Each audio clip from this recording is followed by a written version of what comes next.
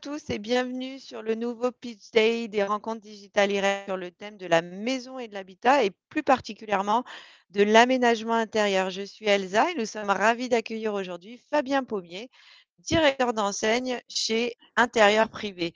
Bonjour et merci beaucoup Fabien d'avoir accepté notre invitation. Bonjour Elsa, bonjour à tous. Merci à vous pour l'invitation également. Avec plaisir. Alors Fabien, est-ce que vous pouvez nous parler de l'histoire, comment l'histoire intérieur privé a démarré? Voilà, dites-nous, nous on veut tout savoir sur intérieur privé. Oui, bah évidemment. Avant de vous parler d'intérieur privé, je vais juste vous parler de comment est arrivé intérieur privé à un réseau. Tout a démarré avec Bernard Bury en 2002, qui a décidé de créer une entreprise qui s'appelle Cuisine d'Allemagne, avec pour but d'importer des cuisines fabriquées en Allemagne en France. Euh, Évidemment, ça a touché beaucoup de professionnels du métier cuisiniste. Puis son fils Pierre Bury, qui est actuellement le gérant et le patron de la société, a rejoint son père pour continuer le développement de l'entreprise, a pris les rênes de cette entreprise. Et puis, les magasins de cuisine avec lesquels ils évoluaient avaient un besoin. Ce besoin était le rangement. Le rangement à travers du dressing, placard, bibliothèque, différents meubles. Et Pierre a décidé de créer une marque de rangement qui s'appelle donc Inipso. Inipso a été créé en 2013. Alors, je vous passe les détails de la fabrication de l'usine, etc., etc., mais cette marque est née en 2013. Rapidement, lorsqu'elle a été distribuée, certains spécialistes de ce métier ont ressenti un besoin d'appartenance puisqu'ils y trouvaient leur compte à travers les qualités de produits, à travers les échanges et les relations qu'ils pouvaient avoir, et ont demandé à Pierre Bury l'éventualité de travailler en partenariat. L'idée a germé et donc de ce partenariat, on est devenu clairement un réseau avec un nom, donc Intérieur Privé. Voilà comment est né Intérieur Privé. Et donc, on est sur les années à peu près 2014 à 2015. D'accord. Comment vous positionnez sur le marché justement de l'aménagement intérieur, hein? On va un peu plus loin. Alors, le magasin en lui-même, c'est-à-dire que si on rentre et on découvre un magasin intérieur privé, on va découvrir en répartition 70 à 80% du magasin dédié au rangement, Ok, 10 à 20% du magasin dédié à la cuisine et le reste dédié à la décoration. Et donc la décoration, pour aller dans le détail, on va être sur du luminaire, du tapis, du fauteuil, de la tapisserie, des objets déco, des cadres, etc., etc. Ce qui permet aux consommateurs qui rentrent dans le magasin peut-être d'acheter un ensemble, une pièce complète. J'aime ce vase, j'aime ce tapis, aucun problème, on est capable de vous le fournir aux dimensions, puisqu'on travaille avec des entreprises quasiment exclusivement françaises sur la totalité des produits partenaires qui sont référencés dans notre réseau, pardon. Et donc, on peut décorer la maison du particulier exactement comme le magasin ou la présentation du showroom. Donc ça, c'est un petit peu la découpe intérieure du magasin. Voilà. vous êtes quel type comment on peut définir intérieur privé au niveau de la gamme? Alors oui, le positionnement, pour répondre à votre question de tout à l'heure, effectivement, c'est un positionnement, je dirais, milieu haut de gamme. On n'a pas la Ok. prétention d'être très haut de gamme, mais on arrive à faire des aménagements assez bas en termes de tarifs, puisque c'est du sur-mesure à 100%, je dirais même à 200%. Et donc, plus on adapte l'aménagement à la personne qui nous demande, au consommateur, évidemment, le tarif s'en ressent. On n'est pas, pour donner des exemples concrets, on n'est pas obligé de mettre Bien sûr. des tiroirs sur mesure, on va passer sur du standard, on n'est pas obligé de mettre des fonds de meubles, on peut l'accrocher à la pièce. Donc, tout ça fait forcément des moins-values. Et à l'inverse, on est capable de faire des rangements euh, plutôt haut de gamme avec des matériaux tels que du plaquage bois, tels que de la laque. Donc là, on va chercher des très, très, très jolis mobiliers et des belles réalisations. Ok. Aujourd'hui, il y a combien de franchisés intérieur privé? Alors, à l'heure actuelle, on a 23 magasins qui sont partenaires sous licence de marque. Cette année, on devrait en ouvrir 2 complémentaires, un qui va ouvrir très prochainement dans la région de la Bourgogne et un deuxième en région parisienne. Alors, l'objectif, c'est pas d'en ouvrir énormément tous les ans. On préfère de loin la qualité à la quantité. Et puis, vous le savez, il vaut mieux ne pas faire que faire mal. Et donc, on préfère vraiment Oui, sélectionner les bons partenaires. ah oui, tout à fait. Quel est, si on parle de l'ADN, des valeurs d'intérieur privé, quelles sont justement les valeurs que vous prônez, a priori, la qualité déjà? Oui, absolument. Euh, j'ai envie de vous dire que derrière un réseau, il y a forcément un industriel. Et cet industriel doit comprendre le terrain et doit s'adapter aussi au terrain. Mais inversement, il y a des problématiques industrielles qu'il faut évidemment prendre en considération, mais l'objectif et l'ADN de tout ceci, c'est que le service qu'on appelle ADV, qui est une administration des ventes, est hyper à l'écoute du terrain, sur du détail, de manière quasi systématique. Lorsqu'on reçoit un dossier, le technicien rappelle le client pour avoir du détail, pour avoir son ressenti, son sentiment à chaud avant de mettre en production. Donc, pour nous, cette valeur, elle est hyper importante. On n'est pas juste des gens et des machines qui fabriquons bêtement des choses sans avoir le détail du détail. On fait du cousu humain, clairement. Décaler un fond pour un coffre-fort, rabaisser une étagère pour une hauteur à respecter, c'est ce qu'on fait au quotidien. OK, et du coup, c'est ça l'ADN, d'intérieur privé? Ah bah clairement, Comment ça l'ADN, ça fait partie depuis tout le temps, depuis la création d'entreprise. Euh, ce lien entre le terrain et le fabricant est clairement à travers des mails, à travers des téléphones. C'est, en tout cas, s'il y a plusieurs choses à dire, la plus forte, c'est bien celle-ci. OK. Est-ce que vous privilégiez des secteurs géographiques que d'autres, dans vos implantations? Alors, c'est un petit peu coupé, pardon, Elsa, des secteurs géographiques, vous m'avez demandé. Oui, est-ce que vous privilégiez des secteurs géographiques Alors, plus que concernant d'autres? les secteurs, il y en a plein, évidemment, de disponibles. Euh, on va plutôt parler de, je dirais, la taille du magasin, si ça vous ennuie pas.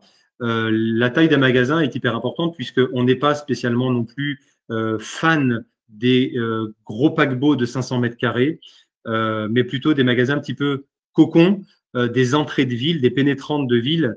Ça, c'est hyper intéressant. Évidemment, un magasin en zone commerciale euh, est très intéressant pour nous, mais forcément, le budget ou l'investissement du partenaire s'en ressent puisque le local est grand, l'investissement est important et on a une préférence pour les pénétrantes et des magasins d'environ 100 mètres carrés, très clairement. OK, OK. Quelle est la durée de mise en place, d'un projet, d'un magasin? Euh, Encore une fois, on ne veut pas faire vite les choses pour dire on fait vite. Il y a un process à respecter. Alors, rapidement, c'est depuis la validation du candidat, il y a évidemment la validation du local. Ensuite, il y a toute une histoire de maîtrise, de simulation, de l'enseigne, de travail à l'intérieur du magasin avec nos 2 architectes d'intérieur. On travaille sur voilà notre vision du concept aujourd'hui, mais il y a de l'échange avec le partenaire. Nous, on est vraiment là pour le conseiller. Si lui nous dit j'ai toujours rêvé d'avoir un coin, je dis une bêtise, cave à vin, bon, bah, on va travailler autour de notre concept et de ses envies. Euh, Mmh. donc clairement, on va travailler autour de ça. Et puis, le temps que ça soit fabriqué, installé, préparer le plan d'ouverture ou la communication d'ouverture, je dirais qu'on va être à peu près à entre 3 et 9 mois. On est capable de faire en 3 mois, mais si on veut faire proprement et tranquillement, puisqu'il y a aussi tout le pack formation et le parcours de formation, 9 mois, c'est pas déconnant. OK. On va parler un petit peu maintenant de votre candidat idéal s'il y en a un. Voilà, quel type de profil, vous recherchez chez Intérieur Privé? Quelles sont les personnes qui vont matcher avec votre enseigne? Euh, C'est assez drôle, mais pour répondre à cette question, j'ai envie de dire, il n'y a pas de profil très précis. En tout cas, peu importe d'où vient le contact, le candidat, le futur partenaire, ce que l'on a mis en place depuis quelque temps maintenant, c'est évidemment un accompagnement clé en main, cousu main, de manière à ce que cette personne, même si hier elle était en cabinet comptable, cette personne était boulanger ou peu importe le métier, le fait de s'intéresser à notre enseigne, on va nous mettre tous les efforts et tous les ingrédients pour que ce soit clairement une réussite. De toute façon, si c'est une réussite et pour la personne et pour nous. Donc, on a tous les deux intérêt à ce que ça fonctionne. Donc, Bien sûr. il n'y a pas spécialement de profil. Néanmoins, si on parle de quelques détails, j'ai envie de vous dire que être entrepreneur dans l'arme, avoir envie de vivre une aventure entrepreneuriale, ça, c'est évidemment intéressant et un facteur important. Le côté consciencieux, le côté organisé, le côté rigoureux de ce métier fait que on ne peut pas faire ce métier si on n'est pas rigoureux ou organisé, puisque c'est quand même un gros travail avec plusieurs casquettes pour le manager. Le côté j'aime la décoration, j'ai une véritable sensibilité pour quelques magazines de déco, j'ai toujours aimé ça, c'est un petit plus, c'est vrai. L'expérience commerciale ou commerçante, c'est évidemment intéressant pour rentrer dans ce secteur. Les aptitudes à manager, avoir aussi, et ne pas l'oublier, on rentre dans un réseau. Donc, dans un réseau, il y a différents partenaires, il y a une tête de réseau, donc on va être dans le partage. On va être dans des réunions, on va être dans des conventions, et donc ça, c'est évidemment, je partage avec mes collègues, mes confrères, les partenaires, et ça, c'est hyper important. Et puis, comme je disais tout à l'heure, peu importe d'où vous venez, très clairement, on vous accompagne. OK. Oui, on va reparler tout à l'heure de l'accompagnement que vous proposez chez Intérieur Privé, de manière plus précise. Là, par rapport au candidat ou à l'aventure entrepreneuriale, est-ce que c'est mieux, que c'est pareil pour vous d'entreprendre seul ou à 2? Seul, dans un magasin, c'est presque impossible. Pour la simple et bonne raison que lorsque vous avez un rendez-vous extérieur, votre outil de travail, votre magasin dans lequel on investit énormément d'argent est fermé. Donc je dirais que c'est minimum 2 personnes. C'est avec minimum 2 personnes qu'on peut ouvrir un point de vente, puisque quand une personne est dedans, l'autre personne peut se permettre d'aller à l'extérieur. Heu et puis en Après, fonction de ça la peut être un taille. salarié ou, c'est forcément un associé? Ah non, non, non, non, pardon, ça peut être effectivement un salarié, oui, oui, tout à fait. Ah oui, Heu d'accord, OK. Oui, oui, oui, ça peut être un salarié, ça peut être aussi un associé, ça peut être un intervenant qui accompagne à travers, je sais pas moi, de la création, une architecte d'intérieur qui peut-être est à son compte, qui vient faire quelques heures au magasin. Ça peut être tout type de profil. L'objectif, c'est clair, c'est de laisser son magasin ouvert et de ne pas avoir un magasin fermé pour le consommateur et de se dire mince, j'ai fait 20 kilomètres et la porte est close. Avec un appelez-moi au 06, Oui, c'est pas très ouais. commercial. Ouais. Donc voilà, clairement, Est-ce que adieu. Pardon. Est-ce qu'un profil investisseur, ça c'est un profil qui vous intéresse? Purement investisseur? Très moyennement. Pourquoi? Parce que moi, je crois dur comme fer à la personne qui investit dans son entreprise, mais qui travaille dans son entreprise parce que prendre conscience de ce que c'est vivre une aventure de magasin, c'est pas juste mettre 100, 200, 300 000 sur la table et de dire je viendrai chercher les petits dans un an quand le magasin aura fonctionné. Généralement, ça marche pas très très bien. On peut le devenir investisseur à partir de plusieurs magasins. Évidemment, on a des partenaires qui se disent, moi j'en ai un, j'ai un objectif, c'est d'en avoir 3 ou 4. Donc là, on est plutôt dans la gestion de son patrimoine, dans le pilotage de ces 3 ou 4 magasins. Mais dès le démarrage de l'histoire, dire je veux juste investir et trouve-moi les gens, euh, pas très très fan. OK. Est-ce que, donc on est d'accord que vous recherchez des commerçants et des passionnés, finalement? On est d'accord. On est d'accord. C'est vrai que ce métier offre plein de casquettes, plein de métiers. Le côté technique qu'on apporte aussi aux candidats quand on n'est pas technique et issu de ce milieu, hein, que ce soit technique comme un menuisier, un poseur, un artisan, on ne le devient pas du jour au lendemain. Néanmoins, le fait de passer des heures et des heures en formation, même des jours et des semaines en formation, permet de comprendre. Une fois qu'on a compris le côté technique, il y a le côté créativité. Là aussi, ça demande un petit peu de réflexion, de formation et de temps, parce qu'on n'est pas créatif du jour au lendemain. Évidemment, cette casquette du commerce, parce que sans commerce, eh bien, on n'existe pas. Donc, toutes ces casquettes, et puis on finira avec celle de gérant, de directeur commercial, de manager, de patron de boîte. Donc, cette aventure est quand même hyper large et offre différents métiers. Enfin, je trouve que c'est hyper intéressant et c'est pas juste un canal dans lequel on fait des allers-retours, c'est vraiment assez riche. Et c'est ça le petit plus qui va faire la différence ou il y a d'autres détails auxquels vous allez être attentif et justement qui vont vous donner le déclic, qui vont vous donner envie de partir avec le candidat et vice-versa? Il y a vraiment de ça, mais pas que. Je le disais tout à l'heure, la différence qui va nous séduire chez un candidat, c'est bien évidemment, c'est déjà le feeling. Évidemment, une visio, ça a dépanné pendant un moment, ou du moins une prise de contact, mais d'aller rencontrer cette personne en physique, de la ressentir, de lui serrer la main, de passer un moment autour d'un café, d'un dîner, ou peu importe, je trouve que c'est grâce à ça qu'on va se dire, mais oui, ça matche bien, ou pas. Euh, le côté aventure humaine, j'en parlais tout à l'heure, euh, on peut ouvrir un magasin et se dire, j'en ai les capacités, j'ai besoin de personnes, j'ai un peu d'argent, je vais y arriver. Des fournisseurs, c'est pas ce qui manque, mais j'ai pas besoin de vous. Donc là, clairement, il n'y a pas de suite. Mais le fait de rentrer dans un réseau, c'est bien l'inverse, c'est de dire, je vais avoir des partenaires, je vais être accompagné par un animateur, je vais être accompagné par un formateur, par une direction, par toute une tête de réseau qui va faire que je ne suis pas seul. Donc ça peut être rassurant pour le candidat. Euh, Concernant la suite, je parlais tout à l'heure d'être dans le partage, mais être aussi force de proposition, d'avoir des idées, c'est hyper intéressant. On n'a pas la science infuse. Euh, Quelqu'un qui nous appelle, qui nous dit moi j'ai envie de partager avec vous des choses techniques sur nos produits parce qu'ils sont très techniques, mais c'est génial. J'ai des idées sur la communication, une nouvelle idée de communiquer dans mon magasin, mais c'est extraordinaire parce que peut-être qu'on peut le dupliquer sur le national et tout ça c'est hyper intéressant. Euh, et pour aller un peu plus loin, on va parler un peu de valeur également, puisque le candidat peut avoir un profil peu importe d'où il vient, et une formation, peu importe cette formation.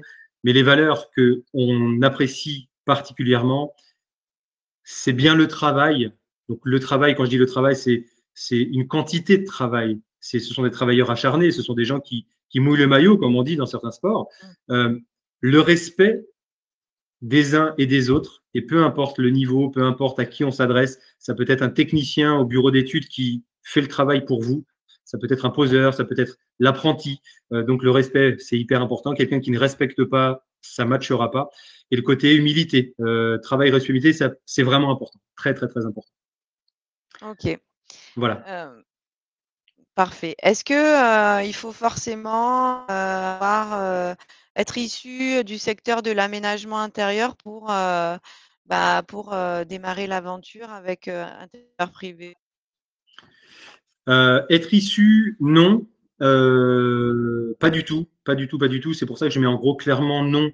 Euh, Vous pouvez arriver de n'importe où, quelque part. On n'a pas cette prétention de dire si vous n'êtes pas dans notre cœur de métier, dans notre secteur d'activité, ça ne nous intéresse pas. Euh, Peu importe d'où vous venez, tout ce qu'on va faire pour vous, euh, c'est de vous accompagner, de vous aider à mettre en route votre aventure, votre magasin, vivre quelques belles années ensemble. Donc, on n'a pas nécessité à sélectionner des candidats qui viennent que du milieu du rangement, de la décoration, de la cuisine. Néanmoins, il est évident que si on nous dit j'ai toujours aimé la décoration, j'ai toujours aimé ranger, l'optimisation d'espace, j'ai toujours aimé créer, ah bah ça c'est super intéressant puisque c'est pile notre métier. Donc évidemment, ça c'est chouette. Mais sinon, voilà, il y a aujourd'hui tout le staff qu'il faut pour vous aider dans l'entreprise au sein du centre de formation et sur le terrain au quotidien. Donc, pas d'inquiétude sur ça. Si on parlait maintenant un petit peu, finances, quels sont les critères, Fabien, pour intégrer le réseau intérieur privé? Euh, Pas très, très, très, très gros critères. Néanmoins, il y en a quelques-uns qu'il faut bien retenir. On parle évidemment d'un apport qui avoisinerait les 20 000 euros. La raison est la suivante, c'est la quasi-totalité des partenaires avec lesquels on ouvre des magasins depuis quelques années. Ce sont des partenaires qui font appel à un organisme banquier pour emprunter un peu d'argent. Emprunter un peu d'argent, une des premières questions de votre banquier, il va vous demander est-ce que vous avez un petit peu d'apport? Donc, quand on parle d'un investissement qui avoisine assez souvent sur une fourchette basse moyenne 100 000 euros, eh bien, avoir un apport d'à peu près 10 à 30 on se dit qu'on va prendre une moyenne 100 000 euros, 20 20 000, ça va fonctionner, ça va vous aider à monter ce dossier auprès des organismes banquiers. Donc ça, c'est la première chose qu'il faut savoir. Ensuite, un droit d'entrée plutôt bas, parce que notre droit d'entrée, on n'a pas non plus, encore une fois, cette prétention à demander de gros droits d'entrée. On préfère que le candidat garde ses sous et investisse dans un joli magasin, du personnel, de la communication et de la publicité, etc., que de mettre un gros billet sur un droit d'entrée. Donc, on est à 7 500 euros.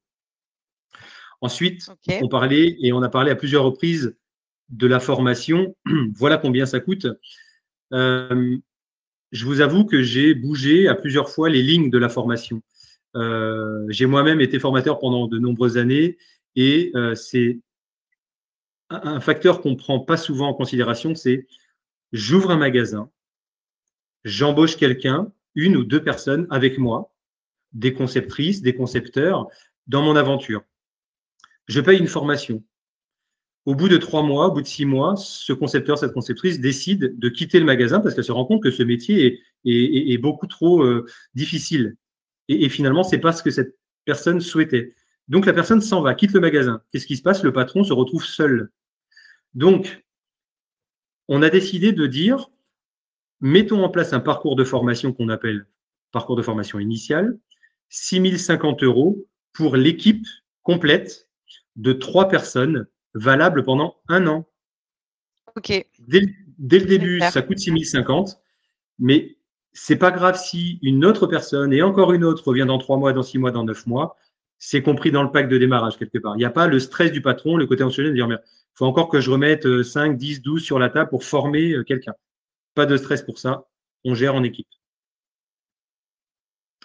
Voilà. OK, Ensuite, on parfait. parle un petit peu d'accompagnement sur une méthode de vente, puisque si on n'a pas de profil très, très, très défini ou prédéfini pour un candidat, on a des profils qui arrivent dans nos magasins assez câblés architecture d'intérieur, décoration d'intérieur. Donc là, il est évident que cette touche et cette patte déco, ces personnes l'ont. Donc, on va les accompagner sur une partie vente. Un acte de OK. vente, ça démarre à la rencontre du client, à l'accueil, à la découverte, jusqu'à le petit cadeau de fin de chantier, etc., le parrainage, etc. Donc, tout ça, on les accompagne sur de la formation aussi. Et je précise que le OK. centre de formation est évidemment certifié Calliope, j'en parlais tout à l'heure. Je le précise pourquoi? Parce que on peut vous accompagner sur un montage de dossier d'une convention pour d'éventuelles prises en charge sur des OPCO-régions ou autres organismes qui vous accompagneraient pour la partie formation. Voilà, d'ailleurs, justement, là, on arrive à l'accompagnement dont vous avez déjà un petit peu parlé. Fabien, est-ce que vous pouvez, nous en dire un petit peu plus encore? Oui, bah, il n'y a aucun problème. L'accompagnement, j'en ai parlé évidemment à plusieurs reprises, puisque dès le démarrage, c'est présentation d'une équipe, présentation de l'organigramme, c'est-à-dire il n'y a pas une ou deux personnes qui gèrent ce réseau, il y a une trentaine de personnes. Et ça, j'entends la direction, puisque les lignes sont toujours ouvertes, on ne se cache pas derrière un téléphone. Il y a la partie technique avec les techniciens, il y a un formateur, il y a l'animation réseau, il y a le marketing, il y a la communication, il y a les commerciaux du terrain qui, au quotidien, font des visites chez nos partenaires. Donc, tout ça, c'est fait pour que je suis du métier, je ne suis pas du métier, soyez tranquille, on est là aussi pour vous. Donc ça, clairement, on le met et on le crie haut et fort parce que ça fait aussi partie de nos valeurs à nous d'accompagnement. L'accompagnement également sur la recherche des locaux. Je ne sais pas comment on fait. J'habite Lyon, j'habite Laval, j'habite Strasbourg. On a des connexions avec le monde des agences pour aller rechercher le local. On a aussi des candidats qui nous disent vous inquiétez pas, j'ai un local. Mais là aussi, notre rôle de conseil, c'est de dire l'emplacement, le parking, la visibilité, etc., etc. Attention, c'est pas parce qu'on a un beau local qui coûte pas trop cher que on va faire beaucoup de commerce. Donc, on accompagne Eh sur ça oui, aussi. On est vraiment conseil sur ce genre de sujet-là. Une fois que c'est validé le local, on va accompagner et aider le partenaire sur de la simulation enseigne, simulation de la communication extérieure, le travail intérieur du magasin. Donc, je parlais de nos deux architectes qui font des propositions, qui font des simulations intérieures avec le vrai parcours, le vrai concept, à la fois dans la déco, à la fois dans les finitions, à la fois dans le produit en tant que tel, sur ce que l'on fait, notre ADN, hein, le rangement, le dressing, etc. Donc ça, c'est à prendre en considération. J'insiste aussi sur le fait que le candidat partenaire, futur partenaire, viendra dans un magasin, sera en immersion quelques jours dans un magasin pour vivre quelques jours, hein, euh, le vrai métier de gérant, le vrai métier de patron, le vrai métier de concepteur, de manager. C'est important. Des paroles, c'est chouette, mais aller vivre sur le terrain ce qui se passe, c'est beaucoup plus important. Euh, Lorsqu'il rentrera dans le réseau intérieur privé, le candidat aura un parrain tout au long de son aventure. C'est-à-dire que lui-même, plus tard, pourra devenir parrain d'un nouveau candidat. Mais le fait d'avoir un parrain, c'est de dire, je peux prendre mon téléphone, appeler un confrère du réseau. Comment tu ferais ceci? Est-ce que tu penses que tel support, c'est intéressant? Ce parrain a un rôle aussi de conseil. Donc, pour nous, c'est hyper important. Le parrain, il a déjà 2, 3, 4, 5 années d'expérience en tant que partenaire intérieur privé. Donc, il pourra complètement l'accompagner. Donc, l'accompagnement, c'est tout ça. OK, parfait. Bah, écoutez, Fabien, c'est très, très complet et très intéressant. En tout cas, merci beaucoup pour toutes ces informations. C'est moi. Je suis sûre qu'elles ont été très instructives pour les futurs partenaires, qui pourraient J'espère. rejoindre l'aventure. N'hésitez pas à vous rendre sur le stand d'Intérieur Privé pour retrouver toutes ces informations et ou prendre directement contact avec eux. Merci beaucoup, Fabien. Merci à vous.